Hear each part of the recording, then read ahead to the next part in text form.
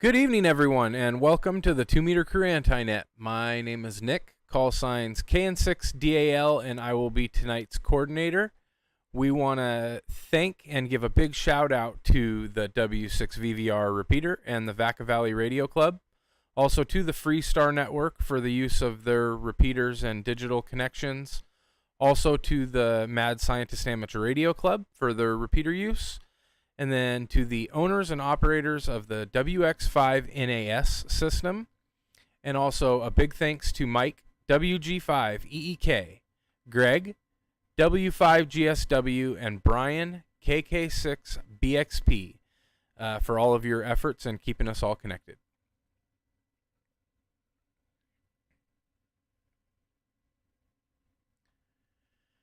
All right, if there is any priority or emergency traffic, you can break in at any time throughout the course of the Anti-Net. You just need to say, break, break, give your call, and we'll clear the air and let you pass your message. Is there any emergency or priority traffic at this time?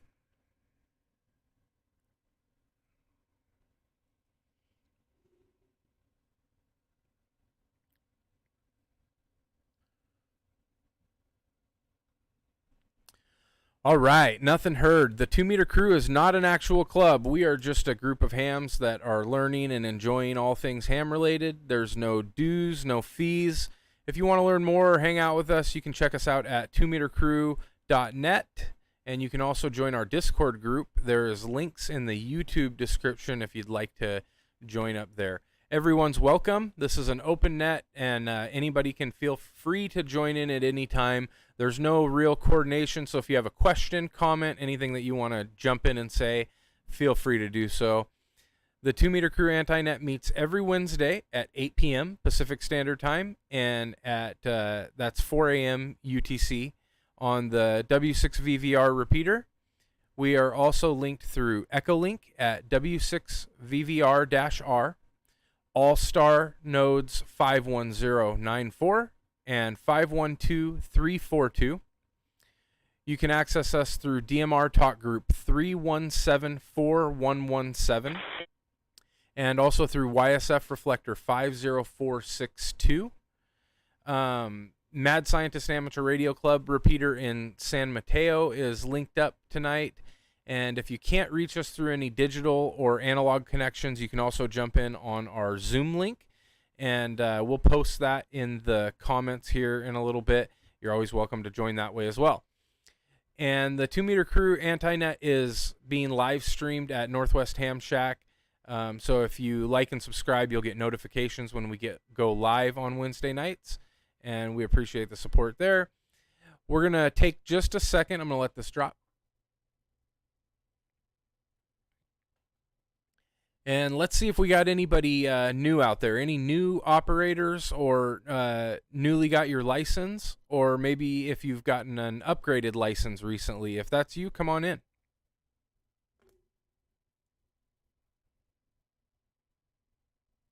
Hello, good evening. This is Kilo 7 Juliet X-Ray Quebec calling in from Allstar, Seattle, Washington. Daniel, I got my license just over a week ago now, and it's good to be part of the hobby. Kilo 7 Juliet X-Ray Quebec. All right, I got Kilo 7, and then I got Juliet. I missed the next letter, and then Quebec. So when you come back, if you could clarify your call sign. But congratulations on getting your ticket from Seattle. Ironically, I am local to the Seattle area as well. I'm in Everett, Washington, and we have people linked up from all over the nation and the world tonight. So it's good to hear from you. And if you could come back one more time with your call sign, I'd like to make sure we get you logged in there. And again, congratulations on getting your ticket.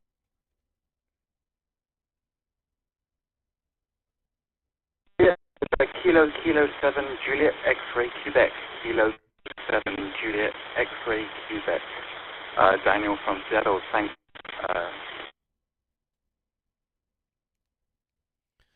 Okay, got it there. Thanks, Daniel. Yeah, that's awesome. So tell us a little bit about what got you interested in getting your ham radio license.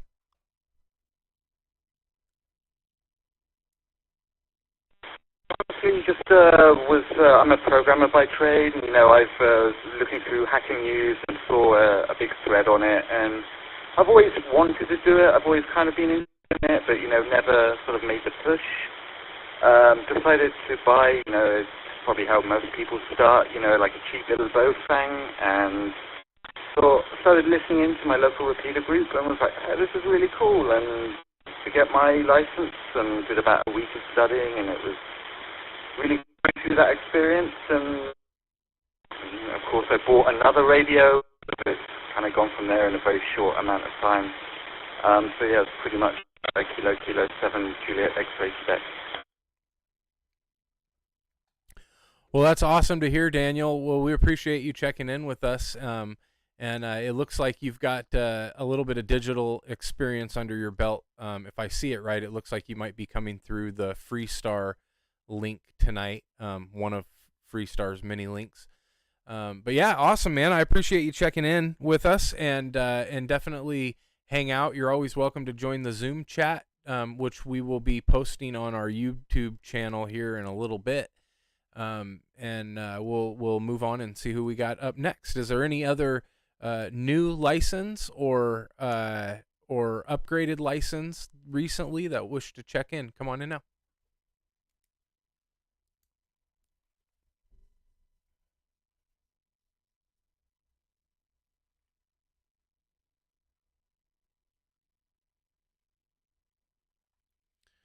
All right, this is Nick, KN6DAL, with the 2 Meter Crew Anti-Net. We're looking for any and all check-ins. Anybody that wants to come in and say hi, come on in now.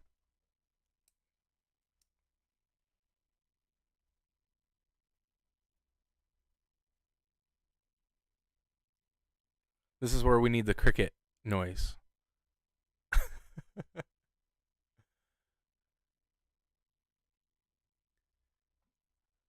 All right, how about Dan, N6ETR? What's going on, man? How you been? Hey, good afternoon, everyone. This is Dan N6ETR. Doing good. Not too much going on in the ham radio hobby the past week, except for I did go wheeling with Kellen KN6ETB up at Fordyce. Cal 4 Wheel was hosting a Winter Fun Festival event, and that was pretty cool. We did use a bunch of 2 meter simplex to talk between Jeeps. I'd say out of the 16 rigs, probably 5 of them had ham licenses and were operating 2 meter simplex. So that was really great because, you know, on a narrow trail where you're all operating as sort of a train, it's you don't know what's happening, you know, 4 or 5 cars behind you. So and that was pretty fun, and almost got stuck, but we didn't. We were able to make it out, and it's a fun trip. Back to you, Nick. All right, thanks, Dan. Yeah, that sounds like fun. I saw pictures that he had posted on that, so that's awesome, man. This is Nick, KN6DAL. You know, I was talking with Dave about this a little bit earlier. I was doing a lot like digitally with ham radio this week. I got, I don't know if you remember, I think it was 2 months ago now, Mike, WG5EEK, was on the Anti-Net, and he posted, or he went through some dialogue on how to set up a DV switch HTML client, so that you could basically point and click to different DMR talk groups and stuff like that. And I was able to get that set up with his help, of course. and it was just a lot of fun to get everything kind of cleaned up and get some new functionality to the digital side of my system. So you didn't play ham radio for like the first time. You always have something crazy to talk about, and I finally did. So there we have it. This is Nick, KN6DAL, with the 2 Meter Crew Anti-Net, looking for any and all check-ins. Come on in now.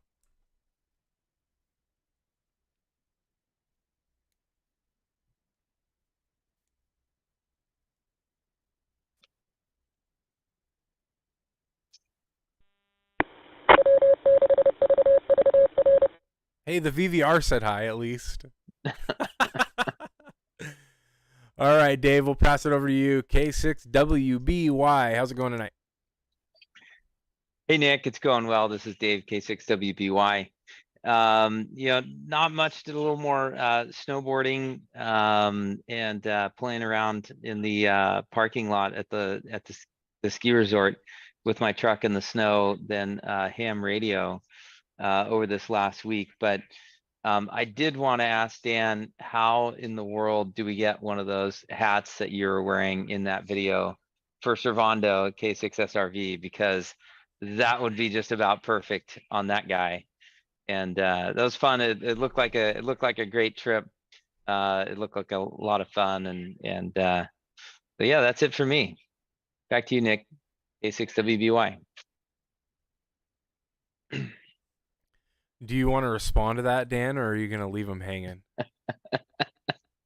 Honestly, I don't remember where I bought that hat. It was just at a store, maybe when I was in Tahoe or something. I had cold ears.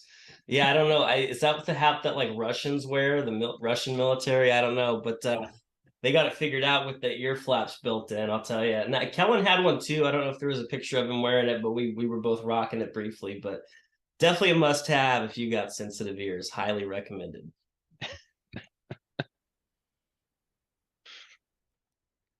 All right, this is Nick. KN6DAL with the 2-meter crew anti-net. We're looking for anybody that wishes to check in. Anybody, anywhere. Come on in now.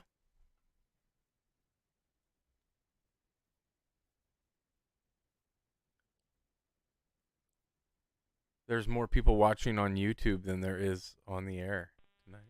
KM6, QLB, Vincent, Pittsburgh. Just checking in to say hello. Vince, how's it going tonight, man? Hello back to you. I'm doing all right. Just came in here and turned on the computer and caught you guys on here. I almost forgot it was anti-net night, so I thought I'd just turn it on. Seeing you guys on the computer and thought I'd say hello and staying dry. Yeah, you got to be careful down there because, once it dries up for months and months and months. Whereas here, when it dries up for like minutes, and then it starts raining again. Anything cool and new in the ham radio hobby this week, Vince? Nothing this week. I'm going to try to get some stuff together maybe for the winter field day. Haven't done one yet, so we'll see how that works out. But yeah, when it was raining, we had people going in sinkholes and trees falling and stuff, so it was good to stay inside. But now that we're going to have some sunshine for the next 10 days, I think we're going to be all right. Awesome, man. Well, thanks for checking in with us. We appreciate it.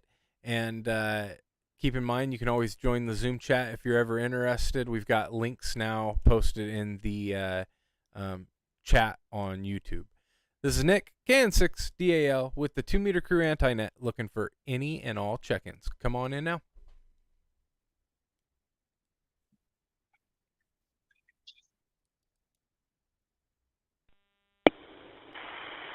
J6, KIH, Steve in Sioux City. Back to you. Dave, how's it going tonight? And how's your week in ham radio been?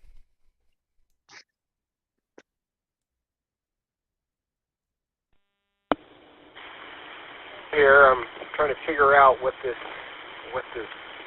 retirement means. Trying to figure out how to play that game. So this week I was building a transmatch for an ICOM 735. I have a bunch of leftover case parts, and I'm going to try and make one that looks like it was manufactured for the Japanese themselves. If anybody has any counter roller inductor counter knobs, I'm kind of looking for one to fit into this little antenna tuner project. Back to net. Anti-Nick. Thanks for the check-in, Dave. We appreciate it. This is Nick, KN6DAL with the 2-meter crew anti-net, looking for any and all check-ins. Anybody that wishes to check in, come on in now.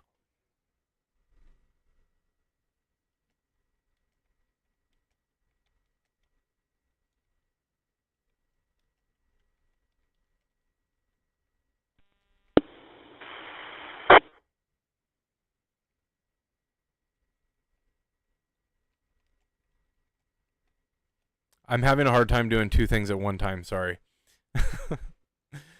All right, Bert, how's it going tonight, man? You made it here early.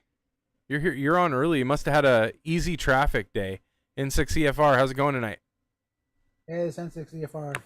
Yeah, I got home a little early. I just had some dinner and not too much in ham radio this week. I just had the handheld in the car. And that's about it. I still have this FP710 on its side now. I can't because it's been raining and not being able to get an antenna up there. So hopefully I can get that up pretty soon. What what kind of antenna was it? Hopefully it's gonna be just a regular dipole. And Okay. then probably just a 20 meter for right now. Okay. And then Cool. probably another NFED or something like that too. Yeah. Right on. Awesome, man. Thanks for checking in with us. That does it, I think, for everybody in the Zoom chat. So we'll see if there's any last calls. Stryker from Olympia mentioned that the YSF reflector shows up, but there's no audio. So I'll look into that, Stryker, after I conclude with the RF portion, and then I'll leave the link connected, and we'll see if we can get it to work. So I don't know what's going on with it, but thank you for letting me know. This is Nick, KN6DAL with the 2 Meter Crew Anti-Net. We're looking for any and all check-ins. Any check-ins, come on in now.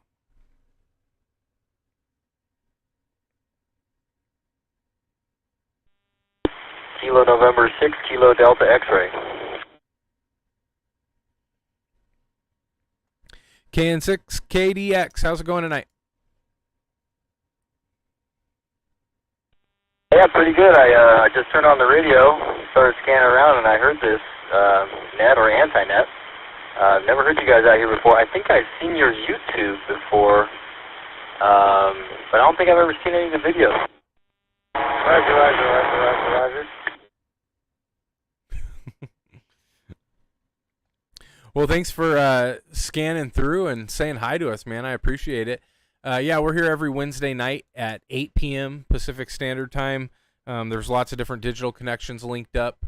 I think it looked like you were coming through the VVR box tonight. So appreciate the check-in. And there was somebody behind you that had said Roger or something like that. If you're looking to check in, come on in now.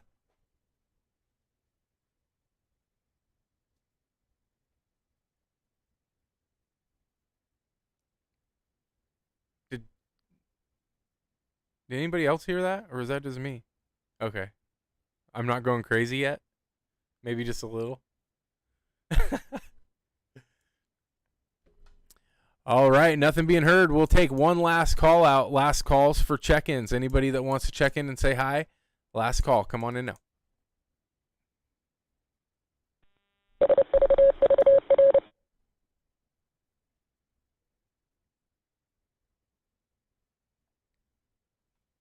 Okay, nothing being heard. We're going to unlink from the repeater systems and turn them to normal operation.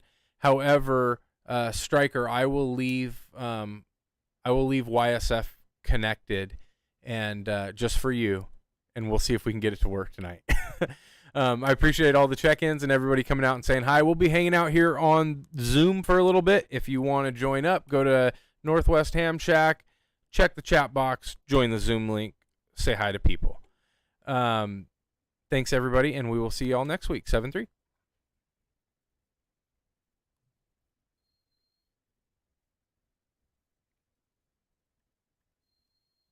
See, now, Stryker's got me on a mission to fix this.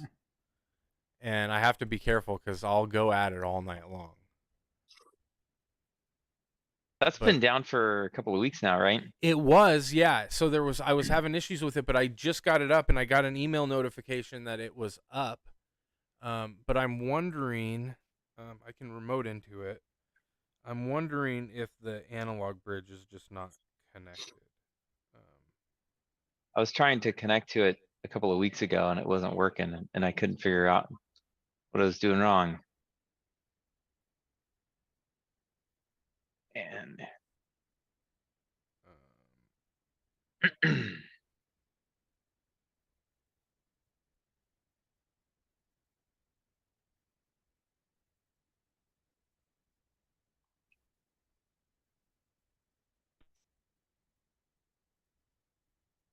You get more stuff over there, Dan? No, it's just an illusion. It looks like it's building up.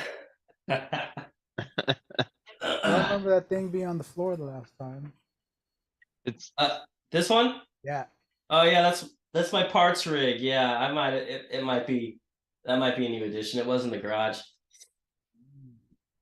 You just taking parts from that to build something else or repairing something else?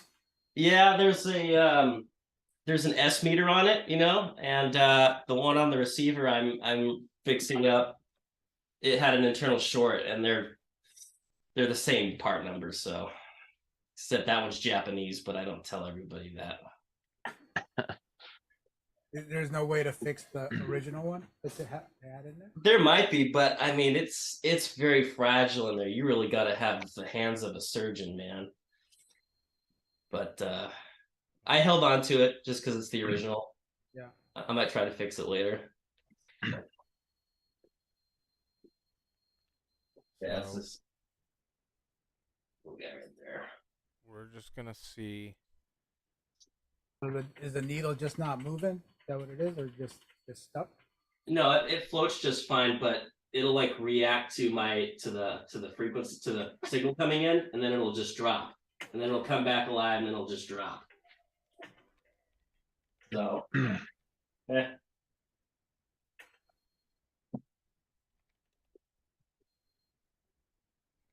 He's connected and it's active.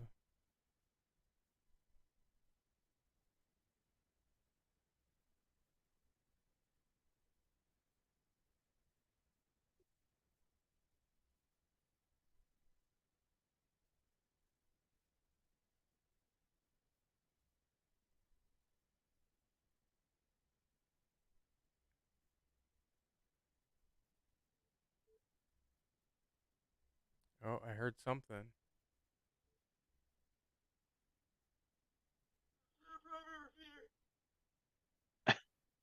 Oh, that was Connor on P25. Did that audio pass through? it did. It did? Yeah. I'll disconnect him.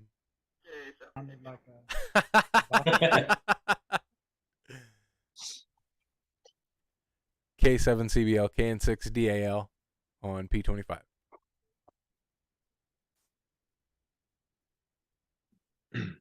up, K7CBL?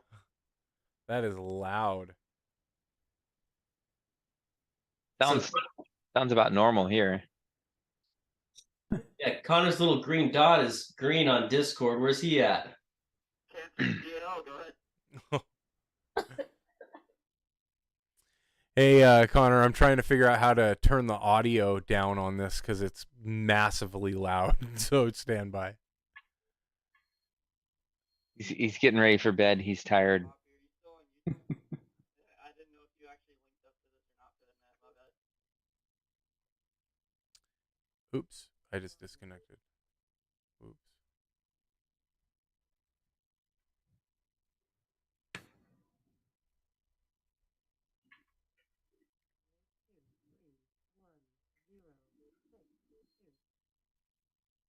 Hey, sorry about that. Yeah, no, I'm not linked up. I don't have it bridged to Allstar right now. I've just got it linked through the HTML client. So we're on YouTube live, and we're just talking through the computer right now. Okay, copy my bad. I've had it. K7CBL. He didn't even know he was on there. KN60AL clear. Well, that was a cool test. That worked, but it wasn't. It didn't fix Striker's problem. I don't know what the deal with. Does connecting Striker to just that. need to turn up the volume on his side? What's that? Does Striker just need to turn up the volume on his side? No, I don't think. I think there's there's an issue that's causing it not to. I don't know why. I didn't change anything on the YSF side other than just restarting the reflector, and it's active.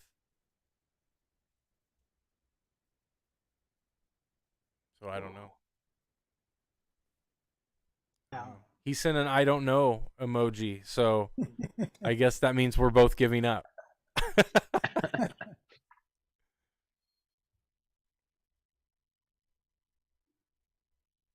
You could just join. Dave, what I was gonna show you. Yeah. Pull this back up. You know, we were talking about code plugs before we got going here, and the thing that I couldn't figure out with Derondo's code plug is how to undo and change his information, because like his information, you know, K6SRV is locked into his code plug, and when I loaded it, I couldn't edit that part. So I didn't want to be another K6SRV. You know, I need to put in my own call sign and information in that part. I couldn't figure out that. Oh, there's a way to do that. Yeah, that's all.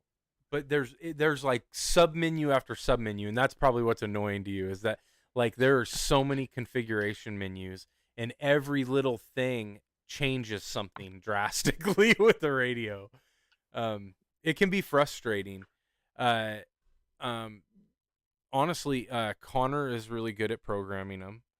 The YouTube videos that I would recommend are Chris from the UK, but he goes slower. So and he goes slower for like the new ham intentionally. Yeah. But he beta tested every one of those radios. He knows them inside and out. Okay. But yeah, they can be frustrating to program. It's for sure. The only way I got this thing to function was Connor sent me a code plug.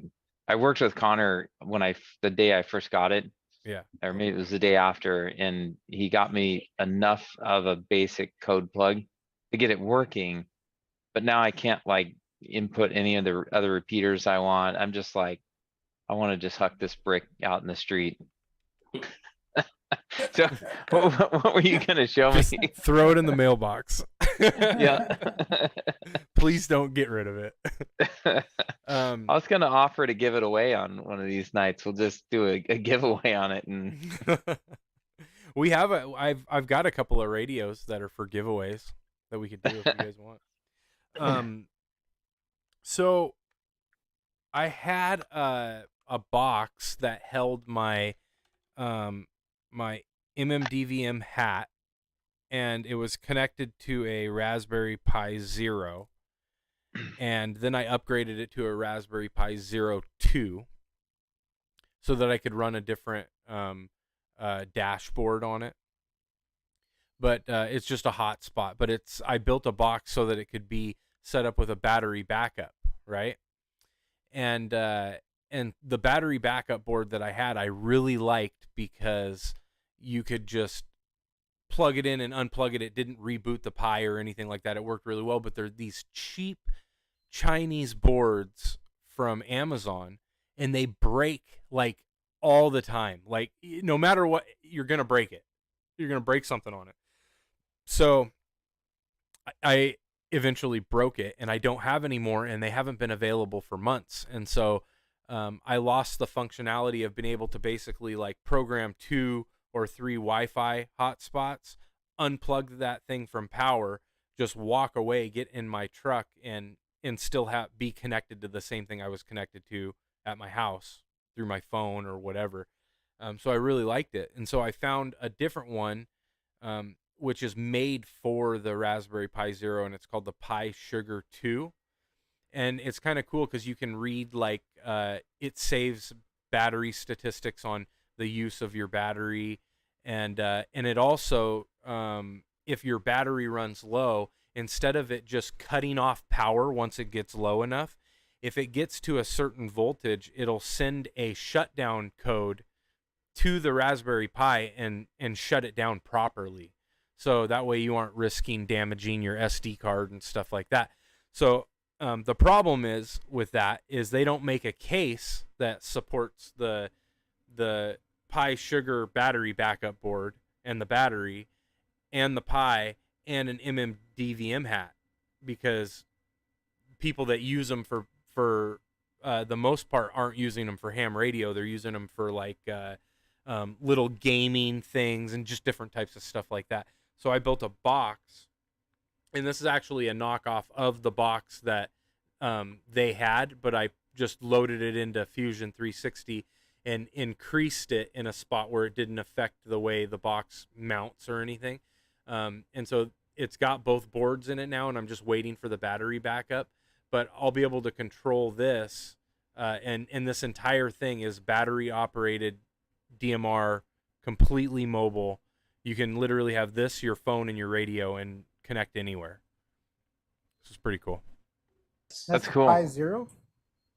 A Pi Zero 2. A Pi Zero will work if you're just using Pi-Star, but if you're running, I don't remember the name of the dashboard. If anybody knows in the comments, throw them in there. But it's a different dashboard that somebody made that runs on top of Pi-Star's dashboard that just has a lot more functionality. Did you have like the antenna in there as well? Or What? Say that again? do you have the antenna that goes in there as well, or not really? Like Yeah, mine so has like a little the antenna, yeah, I'll take this out and show you. The antenna I converted to internal. So I took the I'll see if you can see it. So Oh, I see. we're almost there. So you see that black piece Yeah. right there? That's Yep. the antenna. So I have it mounted to, I have it just soldered to the board. That's the antenna.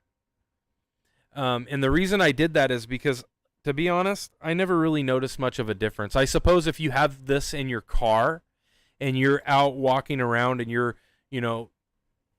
well over a block away or something, you might need an external antenna in order to reach this. But these don't put any power out, and they don't even receive very far away, even with a good antenna on them. So the reality is I haven't noticed a difference. So I've made the antenna internal on all of them that I've been using, because then you don't run the risk of breaking it or anything like that. And this is so portable that why would you leave it in your vehicle? Like if you're going to be walking around for a couple hours, you can just throw this in your pocket and be good to go.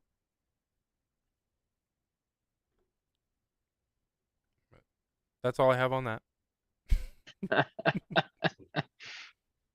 That's different from what Jason made. Turn your mic gain up a little bit. You're quiet. We need to get you louder, Bert. Too far. We need to get you louder.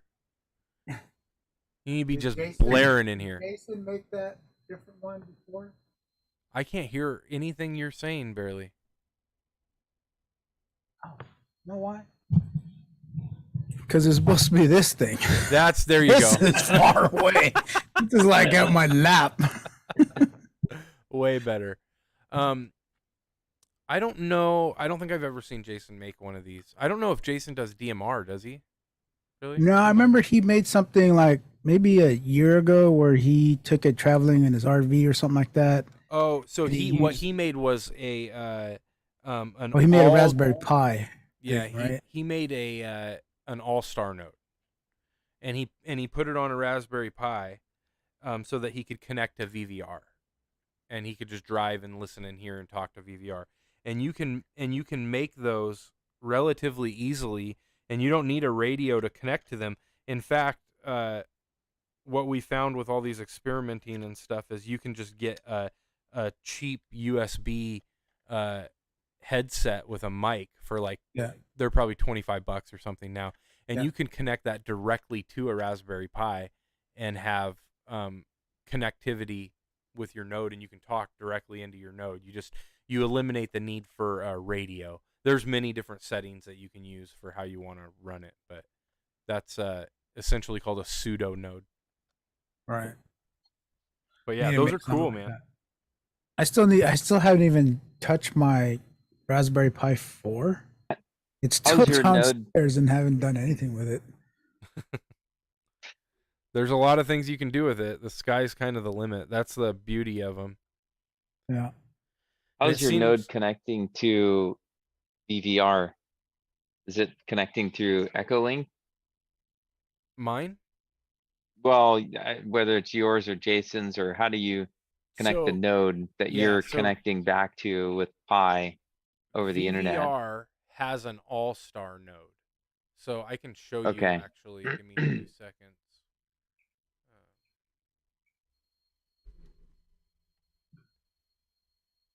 I think I connect through who do I connect through? I think I connect through Mike's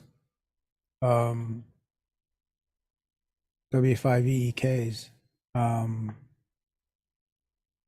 WG5. He has a link right to connect to it, and then I connect to that to get to VVR. So we'll do this. I just think so it's through YSF though. So the way we connect is VVR has an Allstar node that's linked to it. So it's basically a radio that is connected to the internet that is on the same repeater frequency as VVR. And it's in close proximity to VVR, so it has really good connection. And the node number on that's 51094. So this is just a web interface. It's called Supermon. So when I click that, well, I just connected to the wrong one. So sorry. So I have this set up. This node right here is connected to a radio. This is linked to Echolink, my Echolink. And I have that separate so that I can disconnect if I need to, because Echolink can sometimes do really weird stuff. And then this one, the 512342, is a pseudo node, much like what we talked about that Jason had built.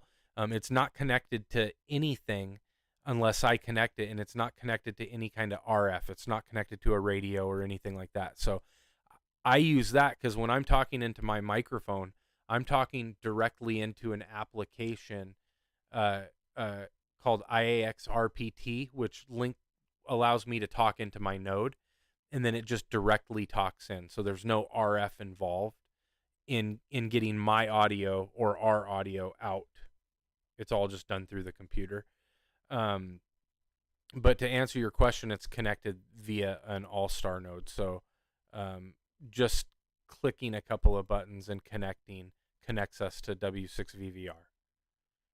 And so then if we wanted to connect, like, say, again to Freestar's nodes are 2195 and 2196 are their main Allstar nodes. And we can connect to them. And then you can pull up a bubble chart here. We're still staring at the same screen. You are? I don't know if you're, yeah, we're seeing the Northwest Ham Shack. Okay. Let me share just this whole screen.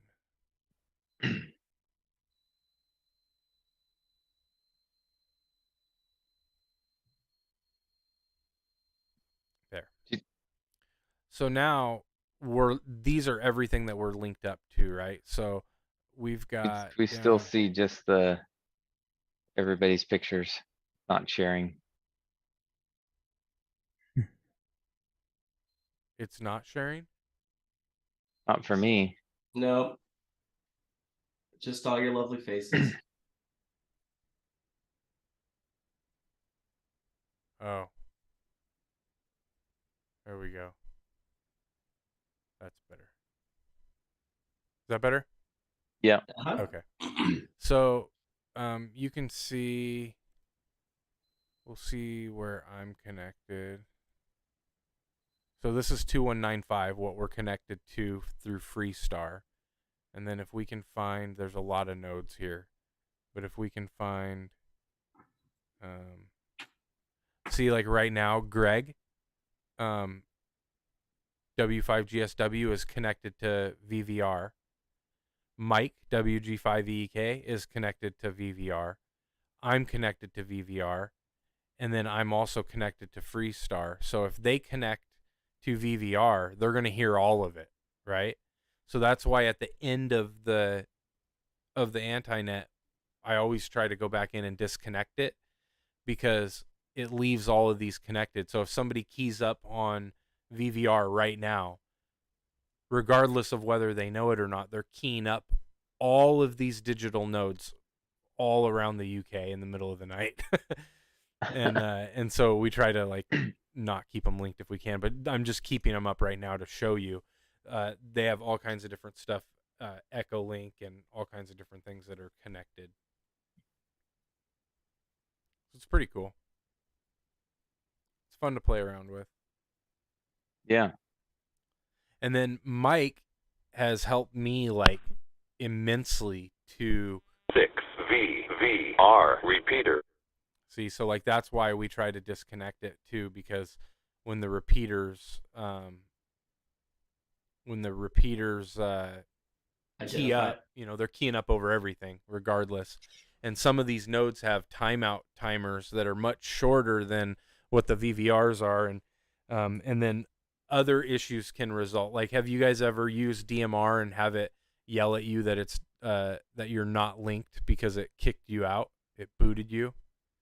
It has a feature where if you quick key, it'll lock out your node, and it'll say like locked or something like that. And it's easy for that just to keep looping if you're not monitoring it. But Mike helped me a lot with so this 1999 node here at the bottom, that's bridged to DMR and YSF. So I'm curious why Striker's having a hard time, because that's linked right now. He shouldn't have an issue getting in. So I'll have to test it once I get my PyStar up and running and figure out what's going on. But yeah, dude, You all just have all to that stuff. reset it. What's that? You just have to reset it, like disconnect and restart it or something like that? Or do you Yeah, have to- well, I mean, it's set to run automatically as soon as that computer's hooked up. It's set. It should be on all the time, but sometimes it boots itself out, and I have to go manually turn it back on. But I did that just 20 minutes ago, and it didn't fix it. So I don't know. Mm. Digital. But the thing about digital with Allstar is it sounds so good.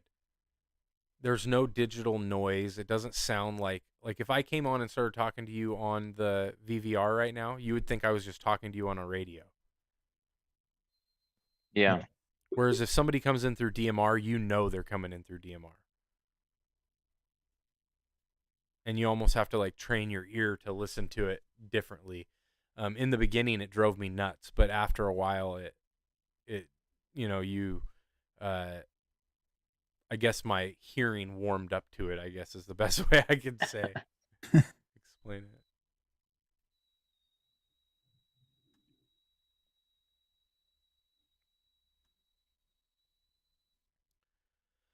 So, any fun projects coming up in the next couple days, couple weeks? Just to get this FT710 working. Yeah. Get it on the air. Hopefully, I mean, I haven't even hooked it up to power yet. Still got the plastic on the screen. Really? Yeah. I don't have that. I do not have that type of self-control. Like, There's no way. I think I plugged in the mic into it, and that was about it. And I haven't hooked it up to power yet.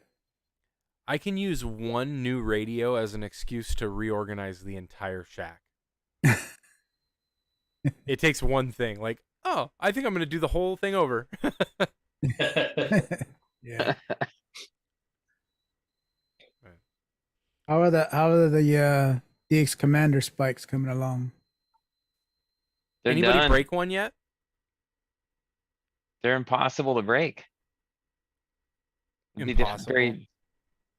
Well, Are they hollow or are they full on 100% infill? Mine was only printed at 20%. I don't know what Dave's settings was at.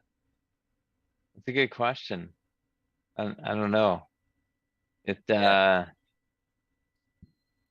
if I would they're next door. But I've twisted on them pretty hard, and I Yeah. can guarantee the commander would fail before the spike would.